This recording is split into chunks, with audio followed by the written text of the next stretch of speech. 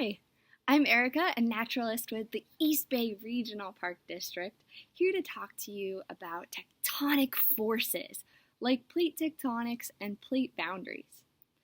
Millions of years ago, Earth's crust was joined together in a massive supercontinent called Pangaea.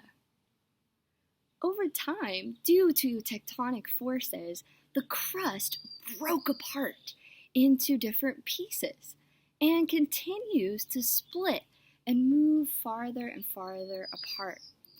Earth's crust, the layer we live on, might seem really sturdy and rock solid, but it's actually constantly shifting due to plate tectonics.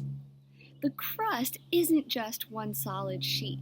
It's broken up into these different pieces called plates that are actually floating on the moving mantle below.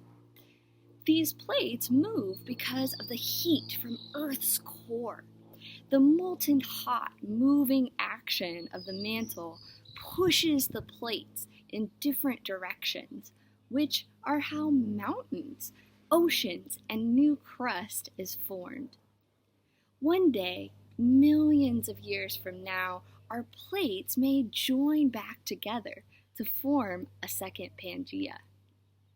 Let's do an activity together to explore plate boundaries and find out what really happens when plates are moving around and sometimes collide next to each other. To demonstrate, I need to grab my super Earth plate boundary maker of science. Here it is. Grab one of your own if you want to join me. So this top cookie represents Earth's crust, and the middle filling is like the mantle. Right now, our crust is all one piece, like Pangaea was. Let's gently twist off the top part of our cookie so you have two pieces. And then slide the upper cookie over the filling. That motion simulates the movement of crust over the mantle. Now, let's take our crust and break that into two pieces. If they broke into more than two pieces, that's fine too, because it's similar to the three plates that come together right here in California. I'm going to place those right back onto our Earth like that. Plate boundaries are where two or more plates of crust collide. The first one is called a divergent plate boundary. So pull apart your pieces of crust over the mantle where you can see filling in between. This is how ocean floor forms and how more crust is created. Our next one is called a convergent plate boundary. This is when plates move towards each other. So let's push our crust pieces together so they both push down into that mantle. And whoa! Do you see that? The filling has pushed through. This is how mountains are formed.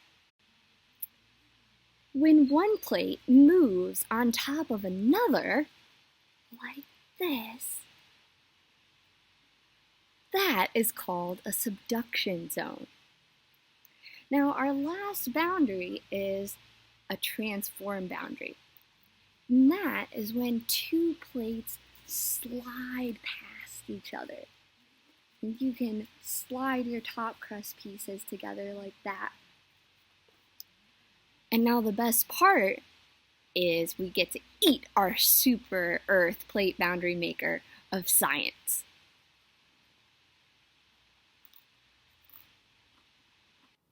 So now we know about how Earth's crust is split into plates that move along their edges called boundaries. So then what is a fault? Well, it's a crack in the Earth's crust. And these cracks may be small or can stretch for thousands of miles where tectonic plates join.